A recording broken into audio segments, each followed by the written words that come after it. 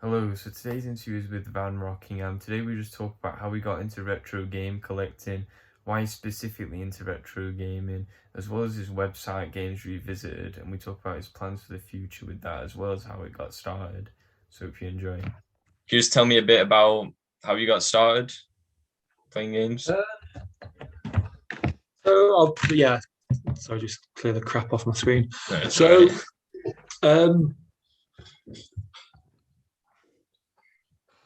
I don't know when I started to call myself a retro gamer, but I never really got rid of any of my consoles. Hmm.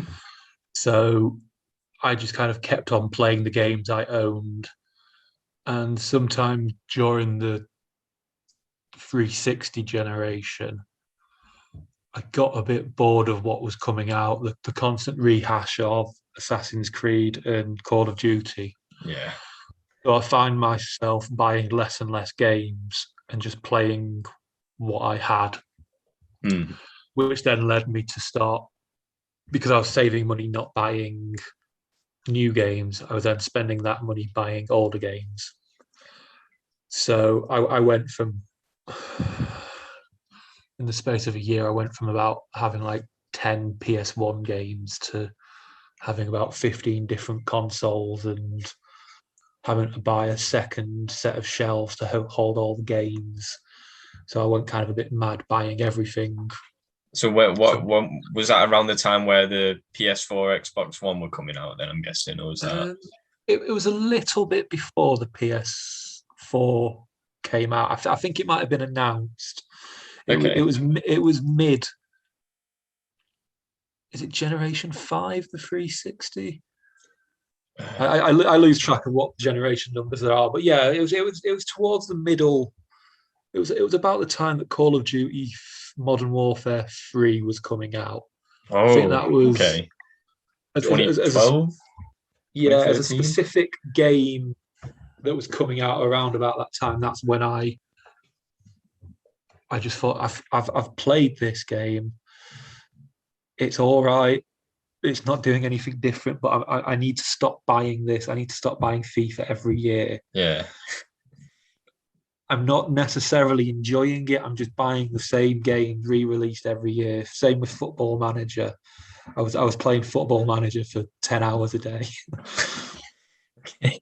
So, and I'd be in like the 57th season of Sunderland, still trying to get them into the Champions League and failing miserably. Uh, Enjoying it, but at some point it just kind of clicked that I was doing the same thing every day, and okay. So it was what is it about retro games, and is it the replayability, or do you think they're just more unique? Like what exactly is it that's so appealing? there's the obvious nostalgia factor. Hmm. As much as I want to say Mega Man 2 is the best game that's ever been made, it probably isn't. Yeah. But pick an example. The Last of Us is arguably better than Mega Man 2. Yeah. However, I would rather play Mega Man 2 over and over again than play Last of Us again. Okay. It's a good game, but I find the hand holding in modern games a little bit unbearable. When I was playing, I really Last of Us as an example, I really enjoyed The Last of Us. But when I started playing through it the second time, and you start to realize how much of it's scripted, how much of you're forced to go in a particular direction, and the camera even starts tilting towards the things you're supposed to look at, even though I'm going out of my way to find things I think I might have missed. Okay. I found the handholding just really grating, whereas most NES and SNES era games, you were just thrown in the deep end. I Hmm. don't think anybody's completed Zelda 2 without cheating. Uh, If you claim you can beat Shadow Link without using the glitch, I think you're a liar. I'm gonna say, so do you not use like guides or anything? Do you never use like tutorials? Is it just like is gaming for you just like straight in trying to figure I'll it out for yourself? I'll try and figure it out myself. But if you get to a brick wall, so no matter how many times I play it, Super Mario World, I forget the route that you've got to take to get out of the Enchanted Forest. No matter how many times I play it, I'll forget it. Okay. And no matter how many times, I'll still have to go and look at a guide and go, oh, right, yeah, that's how I've got to get out of this loop. So I don't have an issue with guides, and particularly old games. They were obtuse. I know people like Angry Video Game Nerd have covered it loads, but things like Castlevania having to kneel down with a certain ham sandwich in your hand to get something to spawn is annoying, and it came out of the fact that Nintendo wanted to sell Nintendo Power. So I don't have an issue with that. And it is a game feature that I'm glad has died off as such. But I don't want quite so much hand holding. I don't want a 2-hour tutorial. Yeah. Last of Us, as an example, if I would play that game every week if I could just press a button at the start of it and skip the first 2 hours. Because I don't want to log through that really boring tutorial where it's teaching you how to put up a ladder against a wall. So I play Dark Souls endlessly. And Dark Souls is a good example of a game where it tells you nothing. It's press R1 to swing your sword. Okay. You played Bloodborne 2, Bloodborne in there? That's one of the Dark Souls, isn't it? I've beaten Dark Souls 1, 2, and 3 endlessly. I've only ever played Bloodborne once, and I've completed it. But when I started my character, I selected the Deprived as the character default. Not knowing what it was, because I was just going through the list. Is that the one with no advantage? Is that I can't remember. Where So I really struggled with it, and then have never gone back to it because I liked Bloodborne, but I didn't like the having to grind health potions. Sekiro, I never managed to figure out how to parry. I beat the game by running around in circles, stabbing them once and running away. So I beat the final boss, and it took me about 4 hours because I literally just ran around in circles, hit him once, ran away, hit him once. Because every time you hit them, it takes 0.1% health away. You're supposed to parry and then unload a combo into them, but I just ran away, hit them once, ran away, hit them once. So I'm happy. I'm happy being shit at games. I'm happy figuring out ways to beat the game. I don't want the game to say this is exactly what you do. So I think that's why I keep coming back to retro games. So you can appreciate some modern games. Like, do you ever like a graphics not important to you? Then I'm guessing is that not really? Or the more I play, so Final Fantasy VII and Final Fantasy VI are probably my two favorite games of all time. When I looked at the re-released footage for the Final Fantasy VII remake, I was sat there like, this is what it looks in my head. Oh yeah. that 4-pixel cloud already looks like that to me. I don't need the graphics to be immersive. I don't mind good graphics, but I want the game to work. I want it to be functional. I don't want day zero patches to fix everything. But what about now? Because the remake site, obviously, it's been out for a while. I'm sure it'll be like updated. I mean, I've been playing it. Like, I think it's. To be honest, I've not bothered with it yet. I'm waiting to find out how many games I have to buy to play it. Oh yeah. So when I found I was going to buy it, but then when I found out that game 1 is effectively the first quarter of disc 1, I'm a little bit worried because the pace that they're going, I don't want to buy 10 games over 10 years. So I'm going to wait until, I don't know, the CD2 could go up to the end of disc 2. Yeah. We don't know what they're going to do and how they're going to do it. So I'm going to wait and see, because I will be disappointed if... So they've massively expanded Midgar, and everyone agrees that it's great. Yeah. for me, they need to do the same treatment for each place along the way, because otherwise you've got this fantastic Midgar section, and then game 2 is, I don't know, just all the way up to Aerith dying. They've overly focused on one area and not. Yeah, I think they are rewriting section. I was playing through the remake. That was a big spoiler, but I mean, I'm sure that I've heard they are rewriting some sections, so it might not affect me. But yeah, what's your general thought on remakes? Then do you kind of see it more as a negative thing then, or? If so, Final Fantasy VII as a direct example, I think that is a good idea. You're taking something old as shit, you're making it look good, you're keeping the core essence of the game, and you're refining it to modern audiences.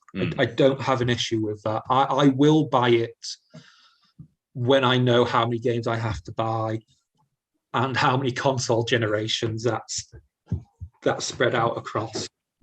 But what I don't like is The Last of Us HD. Oh yeah, that pseudo remake where because The Last of Us was in HD. The Xbox 360, PS3 was HD. It was whatever it was, 520, but it was still HD. To release it 6 months later, calling it the HD version, I didn't like. Yeah, and there's one in development again as well. I don't know if you've heard about that. The remake of the remaster. Yeah, that's in development. So I'm really opposed to that sort of thing. The Resident Evil, the one that was on the GameCube, is one of my favorite games of all time. Yeah, because again, they took what was quite a shonky game and they've polished it up. They've added things. They've expanded the universe. The Resident Evil 2 remake, again, they've built up a world around it. I was a little bit disappointed with the third one because I think they built the world and then narrowed it down too much. It was really linear, particularly when Resident Evil 3 on the PS1 was probably the least linear of all the Resident Evil games. They then made it really linear, so it was a personal preference because you're never going to get everything that I like, right? Because I'm fussy, I'm awkward, and I accept that. So I'm not too critical on things where I think it's just me being picky. Okay, so let's say Mega Man 2 got a remake. Then would you be straight away buying that, or would you look into it first before buying it? And what would you do in that situation? With something like Mega Man 2, same way with Super Mario 3, Super Mario World, they don't need remaking. Okay. Give me a port. I'll buy the ports. Yeah. I own Mega Man on I've got the original NES cartridge. I've got it on the Wii Virtual Arcade. I've got it on the PS4 network. I've probably got it somewhere else. So I'm happy to buy and replay ports because I'm lazy. I can't be bothered walking into my attic, get the Nintendo out, bring it downstairs, get the right TV, get the right cable. I'll do that sometimes, but often I just want to play Mega Man. So I'll emulate it. I'll play it on the PS4. I'm not one of those. I'm not a retro games bore who you have to play it on an old TV with the original hardware. I have the old TV, I have the original hardware, but you know what? Sometimes I'll just the PS4 pad is nicer than the NES pad. Yeah, the buttons don't clank in the same way. Okay, so I would happily buy a remake. Sorry, a port, a remake. I don't think making Mega Man 2 in 3D graphics is going to make Mega Man a better game. Because the NES, all the games, they spent their time honing the controls, the input lag, all of that's what made the experience. And all of that comes together and the graphics don't especially matter. When you start focusing on the graphics, the way Crash Bandicoot, the Insane trilogy. Oh yeah. It was an okay remake of the game, but the going from kind of fake PS1 3D to proper 3D graphics, the controls suffer quite a lot, and the gravity of the world, the physics don't quite work in the same way. Okay. And something like Mega Man 2, which relied on absolute precision and perfect input timing, I don't think they would ever get right when their focus is making it 3D. Mm. And I think that's why the Insane trilogy, it was good, but it wasn't. I'll just play Crash Bandicoot 1. I don't need to play the remake. So you believe that some games should be left alone like the way they are and just ported instead of remade? Yeah, or you go down the Monkey Island route, and somebody else has done it recently where it just has a button and you can just flick between new and old. Oh, okay. That's not a bad idea. Yeah. So I don't know if you've ever played the Monkey Island remakes. I haven't. It's old point and click game. You can sit there in DOS vision, just looking at like 4 pixels, trying to search for the banana that's hidden in the bush and whatever. I can't remember what the puzzles were. And then you can just press a button on your keyboard, on your control pad. It just switches it to really lush 3D graphics. That's a good idea. So can you tell me a bit then about this Games Revisited thing? Is it something you help run or is it something you run yourself? I wasn't quite. It's something that me and 5 mates set up. Okay. So the premise of it is we like retro gaming, but is this game as good as you remember? Right. How does it hold up if you're trying to judge it in modern eyes? So we don't, taking Mega Man 2 as an example, it looks good for NES, but we won't say it looks as good as Crysis did on the PC when it was released. Yeah. We're seeing, does that matter? Does it still play as well? Is it still fun to play? Mm. So we're trying to look at things through that gaze, not whether I'm trying to think of examples with a lot of sites. They'll focus on gameplay mechanics that don't really work. So again, to use the angry video game nerd, he bangs on about Turtles being one of the worst games of all time. And his character is I know kind of it's a character and he's playing that role, but so much of the internet has now taken on to believe that the dam level in Turtles is the hardest thing in the world. Yeah. And it's really frustrating when you're a 5-year-old. But once you've got the semblance of kind of coordination, it's a really simple level. You just don't go into the electric eel stuff. So we're trying to focus on games how they are by taking into account of what they were. So one of the things that I quite strongly believe in, Zelda Ocarina of Time is not the greatest game of all time. Right. Okay. Fair opinion. It was a fantastic game when it was released. I still love it to this day. However, it's aged really badly. Ignoring the graphics, because the N64 didn't particularly look good at the time, the dungeon design is awful. Yeah. You have to go into every single room. You have to search every single box, every single crate to get every single key to get into every single room. You're not exploring. Whereas Breath of the Wild, you have all of this freedom to do anything in any order, and it makes you feel like an explorer. Yeah. The original Zelda game, Zelda 1, Zelda 2, Link to the Past, they all let you do things in in different orders. Mm. You were supposed to do it level 1 to 9, but you could go level 9, 4, 3, and a lot of it depended on your skill. Yeah. Whereas Ocarina of Time, you have to get every single item from Dungeon A to then use into Dungeon B, because you can't get past Room 2 in Dungeon B without the item from Room 1. Yeah. So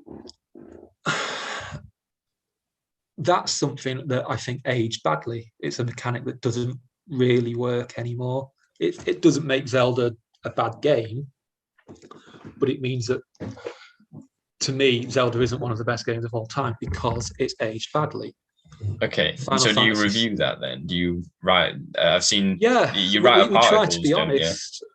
We try to be honest. Obviously, we're a small time site, so we're not in anybody's pocket. So we'll write what we honestly think about the game.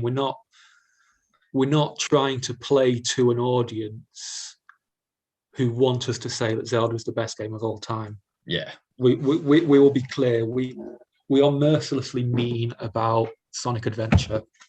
Why? We all think it's possibly the worst game that's ever been made ever. What is Sonic? Is that It's the one on the game, no, on the Dreamcast. It's the first 3D Sonic game. okay, I think I might have seen it before. I don't know. Our review of it, shit, 0%. So we really put a lot of effort into that one. do you find that when you revisit games, then are you more negative or more positive most of the time? Would you say? Because obviously you're kind of going back for a new perspective on some of these games. We purposefully avoid bad games. Okay. So if Bubsy 3D on the PS1 is widely regarded to be one of the worst games ever made. Yeah. E.T. on the Atari, everybody says is one of the worst games ever made. We avoid that because first of all, we're playing these games for fun, and it's our opinion. And there's no point in playing a broken game or a game that everybody knows is terrible. We will play games that are considered bad. So Turtles, as an example, is considered bad because some people review it and say it's the worst game ever because of this one level. So we'll play something like that and say, well, it's an average NES game. Yeah.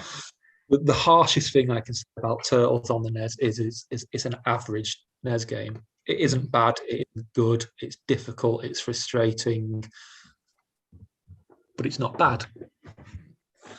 So is it time consuming at all, like doing this, or is it just something you kind of do when and how you feel like it? So when we set it up, there was supposed to be 5 of us, and we were supposed to all do kind of a review a month. But as time went on, it became me doing more and more, and everybody else doing less and less because we all have jobs. We started it.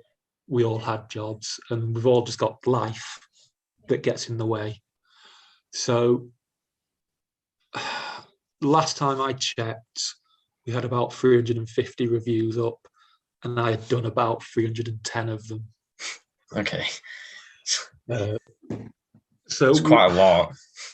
Yeah. So because my life's a bit complicated at the moment, the website's been on hold really for a year. About 6 months ago, we kind of relaunched it with a couple of new writers who were really keen and wrote quite a lot, and we started publishing, and we got about 4 months ahead of ourselves. So we took it a little bit easy, and then life got in the way again, and we all kind of stopped writing things. So at the moment, it's still there, it's still up, but it's just a bit on hold.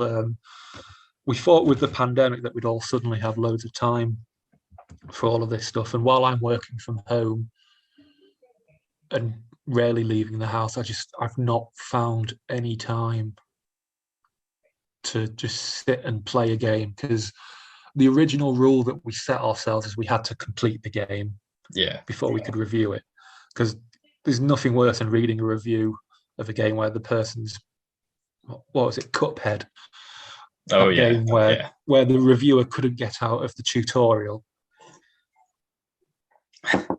and he's reviewing a game based on him not being able to beat a 30-second level. Yeah.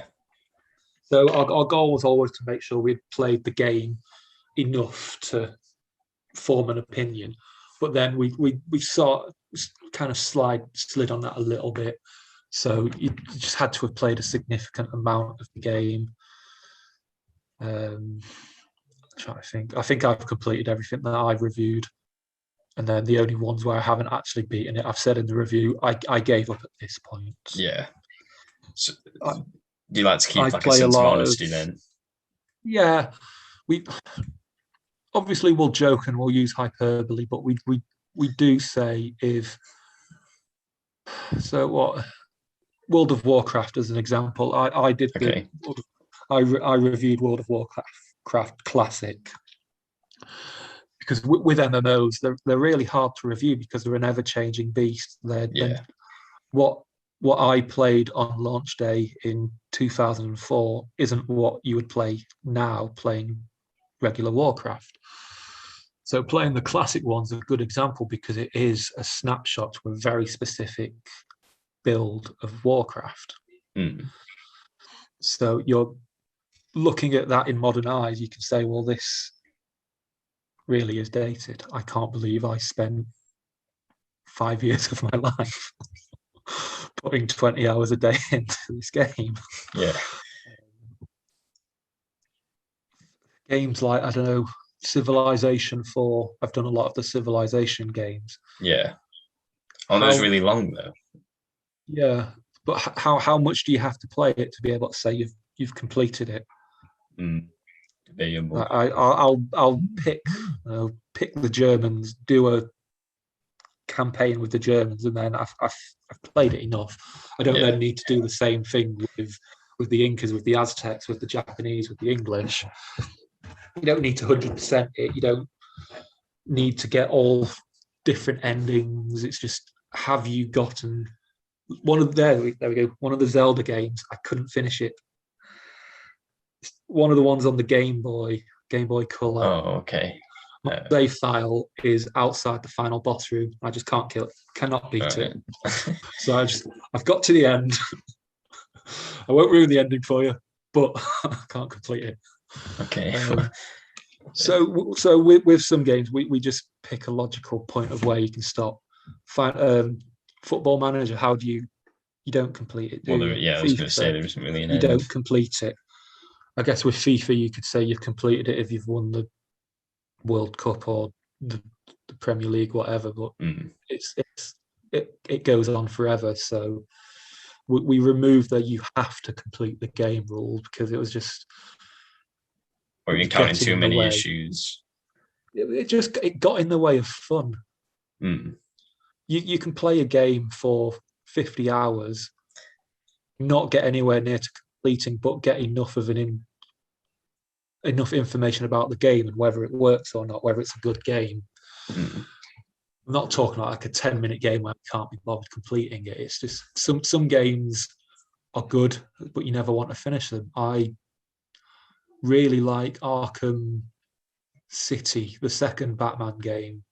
Oh yeah, I don't think I've gotten more than a quarter of the game through. I like the game. I just can't be bothered. Oh, okay, that makes sense. How long has Games Revisited been up then? Like, and I've seen you've got a website too. Like, when did this all kind of come together? It came together because me and Craig, who were the main people who started it, I had just got a job in the School of English at the University of Sheffield. Okay. And at that point in my life, I had never written anything that wasn't a technical document. Right. So I wanted to try writing in a different style to what I normally wrote. So not necessarily to fit in with where I worked. It was more to just learn a new style of writing. Everything I wrote was always really clinical. So if you ever looked at the webpage and went through in order of kind of when I published the article, Yeah. you can probably see. I mean, my writing style never gets particularly good, but you can see like the first few ones are really clinical. Yeah. I focus on really technical aspects. So I think the first review I did was Dino Crisis, and I sent the first draft over to Craig, and Craig just said, "You need to put a joke in this somewhere." Yeah. I'm gonna say because I did have a look. You're just describing a game, and it's boring. Yeah. So between the two of us, we kind of eventually found our voice of how we wanted our style to be. We don't have a strict format, but the reviews follow a format of we'll have a brief introduction, why we're playing this game. We'll then do a gameplay section, which is a little bit more kind of, this is what the game is, this is the dry bit, and then we'll cut to different sections. So different types of games require different information. Yeah. So we might talk about the music, we might talk about the graphics, we might talk about the gameplay. We'll pick something that's kind of relevant to that game. If you're playing something really long, complicated, like a Final Fantasy or a Star Wars, Knights of the Old Republic, we might give an overview of the characters, why we like the characters. When we're playing Mega Man, there's not really much you can say about Mega Man. He's blue, he runs and jumps. There's not really much to say about him as a character, so we wouldn't bother.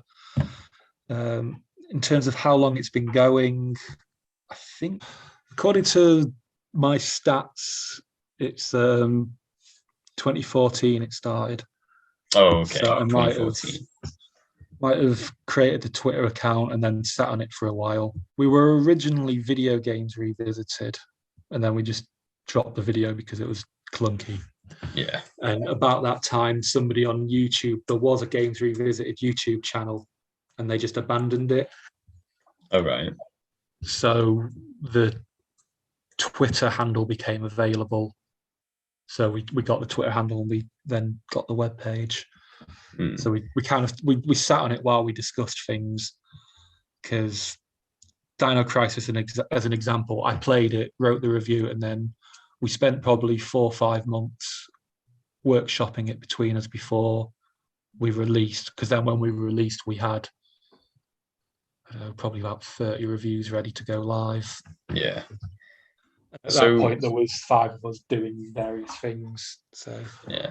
So have you ever? I know obviously you write up these articles, these reviews. Have you ever thought of like maybe expanding, making like YouTube content at all, streaming even? Me and Craig have tried it a few times. One of the problems is because I moved to Sheffield and Craig lives in Manchester. Yeah. We kept organising to go over to each other's houses and kind of spend a weekend doing videos, and then because in my job I do video editing. Oh right, okay. So I'm happy to do that, but we kept having technical issues every time we went to one of our houses. The Elgato would be broken, the screencasting software wouldn't work. The camera would fail, just various things would go wrong, and we spent about 1.5 years every few months getting together and trying to get this going, and we just kept having issues, and we just gave up, and we thought we'd focus on the reviews, because my luck with YouTube has always been no views whatsoever, regardless of the quality, regardless of the content. I can't crack YouTube's algorithms, and I'm not somebody who's going to spam Twitter or Facebook asking people to look at it. Whereas with the website, we don't promote it at all, really. If a review's going out, it will automatically send a tweet to say new article up, blah de blah. Okay. But all of our views, and we've got a decent following, we've got a decent amount of hits. It's dropped off the last 1.5 years because we've not stopped the site, but we've not been as active. But our audience comes from Google. People searching for individual games. There's a couple of games where I guess we're the only people who have reviewed it. Oh, right. So we're on one of the first few linked within Google. Other reviews, which I can't understand why, like our Resident Evil remake review was hugely popular. I wrote a conspiracy theory about Sephiroth in Final Fantasy not being real. Okay. That when the remake was announced, blew up massively and like trebled our stats for 6 months. We were trending on the front page of Reddit for about a week because I made a really boring map. Okay. Of Fallout. So the Fallout map, I overlaid it with the real location in America. Okay.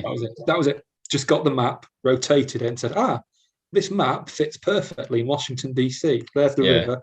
It fits perfectly with the river. They've moved this town a tiny bit to the right. People loved it. And it was something I spent like 2 minutes on while I was bored at work. And that was on Reddit's front page for about a week. Do you care much for publicity then, or like is it something you set out to get, or is it like something that we don't really? Neither of us are patient or polite enough to deal with what comes with publicity. Right. So there was a time where people who liked our webpage were posting links to it on Reddit. Yeah. And it was great. We got loads of traffic as a result of it. And if you went into the comments, they were largely positive. Yeah. They were largely, if they weren't positive, they were then quite a lot of them were helpful. So we like this review, but they write this sentence that's going somewhere and then they don't come back to it. So we got some really good detailed feedback, and it helped us loads. It helped us improve quite a lot. Our problem was we replied to everything, but that also meant we replied to the trolls. Oh, okay. And the more you feed a troll, the more they troll. Yeah.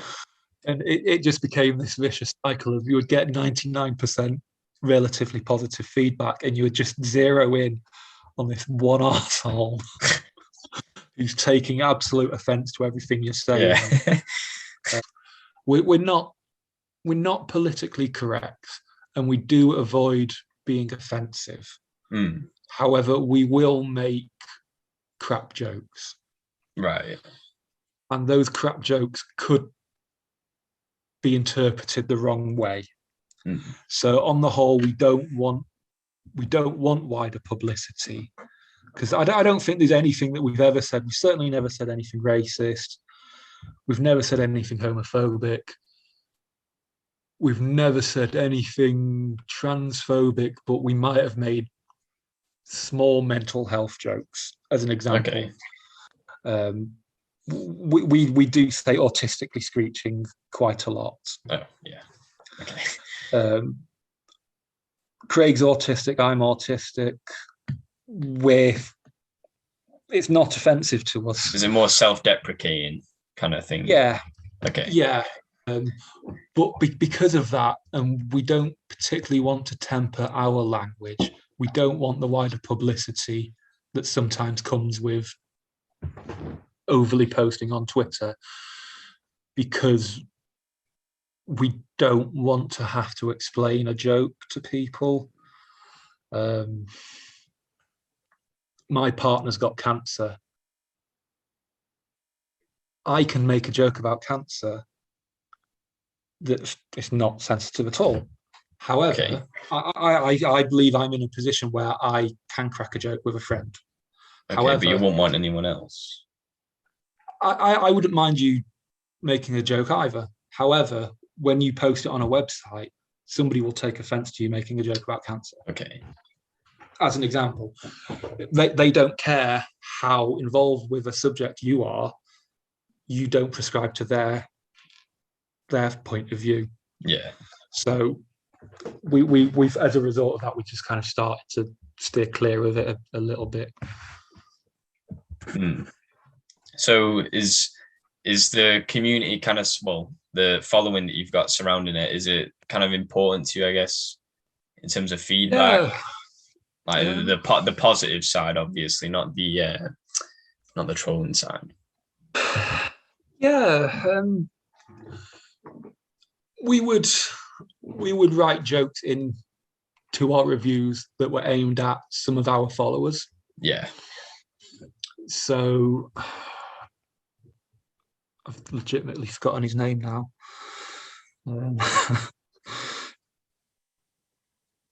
I talk to him loads. I only know him by his Twitter name. He's a Brummie. Right. I will make, I think it was the SimCity review. I made a joke about Brummies. Yeah. Purely aimed at him because I knew he'd read it. And then he put something in the comments to say, all right. So as an example, that's a great comment aimed at our audience. However, somebody could take out of context and be hyper offended by. So we like our fans and our audience, and we're not huge. We don't know them all by name, but we are appreciative and we'll talk to them. If somebody drops a comment, we do respond to comments. Yeah. We talk to them on Twitter. Some of them we'll talk to more than we'll talk to real life friends because obviously we share similar interests. If somebody thinks Silent Hill 2 is one of the best games ever, I'll happily talk to them forever. Yeah. So yeah, we try, but again, because the last 18 months, life's been on hold for everybody. Everything's kind of changed a little bit. So because of that, the site's a little bit dormant. There is an interesting issue with kind of blogging that I've noticed is you get people commenting on your site purely to get you to comment on their site. Okay. Do you feed into that? It's that Twitter follow me back things. I'm no. you don't respond to that kind of thing. They don't post onto your site, hey, this is a good review, come and look at my website. It's not that overt. It's more when somebody comments, it will usually give you a little snippet of their information. So you would have to click onto them to find what they are. But you can kind of tell they're doing it because they'll just go for like the last 10 reviews and leave an almost identical comment. I mean, sometimes that works, but there are times where you can tell somebody's doing it just to get you to their site. And it's not about building community. It's not about community. It's about circle jerking. It's about kind of inflating your own stats for kind of a pointless game. There's no point. There was a period of time where I was doing some tests, and you could release a review, and within 10 minutes you would have 30 likes from different blogs, and then you would look at the stats, and you've only had 5 views. Yeah. So a large part of the WordPress community, because that's where we host the site, was just people clicking like, get you to then, oh, who are you? I'll look at your webpage. So again, we stopped with the publicizing because of that, because having 30 likes but 5 views doesn't really help you.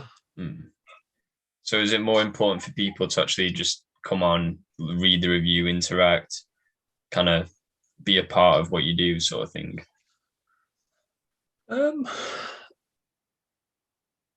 No, for us, honestly, it doesn't matter. Okay. I have literally released reviews that have never had views. I don't care. It's weird that I can spend 30 seconds writing a really shit review and it get 10,000 views, or I can spend 6 months writing my magnum opus and it gets 5 views. Yeah. And it's really hard to get through when you're first learning that as a process. It's really hard because it makes you want to tunnel in on that Sonic Adventure review where you just write shit and throw it in the bin. Whereas we just wanted to have fun, and there are some games where you play it and it's like, you know what, I have a thesis to write about this. It's touched me in a way that no other game has ever touched me. You can, but at the same time, you can play Mega Man 2. There is not that much you can say about Mega Man 2, but I still think it's one of the best games ever. So you can write a 200-word review and it just be as valid as a 40,000-word review. Yeah. It's just, I think you need to get you into the review. And I think that's where corporate reviews fail, because you can always see the agenda. We're writing this review because it's the latest Assassin's Creed game. So we've got to give it 9 out of 10. We've got to say this was good, that was great. I think that's why people don't, on the whole, trust the real reviewers anymore. Yeah. The communities that I kind of move about in, people do prefer their own opinion or reviews where they think the person's being truthful. As funny as the Angry Video Game Nerd is, his reviews all have to be negative. So regardless of the game he's playing, he's got a character who has to hate the game. So it can be funny, but don't use that as your basis for. Don't think Turtles is bad because the Angry Video Game Nerd it was bad. Same with he. I think he did a Zelda 2 one that he then deleted and then did kind of a revisit of it, where he admitted himself he focused too much on being the character rather than actually reviewing it, assessing the game. And I think at that point that he then did actually start focusing more on ridiculous characters. But I like how he addressed his own, not shortcomings, but his own style, and he acknowledged it and he assessed it, and he made a decision to go in a direction that worked very well, and people love it. But if you focus on one style, it just becomes stale. And why play games that you hate? So do you have plans for the future in terms of what games you want to try out next? Like, is there any that you've got in mind, or any that you want to get? So the rule that we came up with, the game had to be more than 2 years old. Okay. For us to review it. Okay. Because it's part of that game. Does it still hold up? Well, if it came out last week, you can't really use that argument, can you? No. Our definition of retro is 10 years or 2 consoles. Yeah, I'd say that works. So the Wii is now retro. Would you consider the PS3 and 360 retro then, if we're talking? Yeah, they have now ticked into retro. Using you're going to start reviewing them then? We have done. We will review whatever we want, but the game has to be more than 2 years old. And when it's not, I've put in the review tough shit. Yeah. So I can't remember what it was. It might have been Resident Evil 2 remake. I said this game's been out a month. Don't care. Reviewing it. Yeah. I've played all the other Resident Evil games. They're all reviewed here. I'm going to use that as my context. Sod you, it's my site. So we have rules that we all break, but when we break them, we say. You're upfront about it. Because you're clearly younger than me. What is retro to you is different to what's retro to me. You just because retro gaming can be very gatekeepy. There's lots of gatekeepers. It's not retro unless it's the Spectrum. It's not retro unless it's 8-bit graphics. And it's retro if you have a fond memory of it. Mm. So when did the 360 come out? Was it about around 2008? 2006, wasn't it? Yeah. So sometime around then. yeah. So that's 16 years ago. Yeah. If you're 18, that's retro. Yeah. It is weird I'm when in you my put it in mid perspective. 30s, so I was about 20 when it came out. Yeah. So no, it's not particularly retro to me, but a long ass time has passed since then. So we don't. One of the things when we first started, we did come up with a lot of resistance from the retro community because we won't accept that definition of it has to be 16-bit or earlier, and then some people are like, well, we might allow the PS1 in. Would that exclude the N64 then? That's 64-bit, isn't it? I'd consider that retro. Where does the Dreamcast fit in? Because the Dreamcast came out when the PS1 was out, and it was twice as powerful as the PS2, and the Nintendo Wii is a GameCube. It's a GameCube. Everything about it is a GameCube. Does that make the GameCube not retro because the Wii? So it's no. If it's more than 10 years old, you can call it retro. Because if you're 10, it didn't exist before you were born. Yeah. When you were born, it's retro to you. So my definition is really flexible because we appreciate that not everybody's a grumpy 35-year-old man. Yeah. So just if it's retro to you, it's retro. So would you say the retro gaming community can be toxic then, or is it just what's your thoughts on it? Every single community can be toxic, and unfortunately, the toxic people tend to shout loudest. Yeah. So on any platform, you're going to come across them. And it's whether you want to engage with them or not. Right. Yeah. But then you also get kind of the reverse gatekeepy people who equally annoy me. Oh, right. What do you mean? I don't know how to explain it.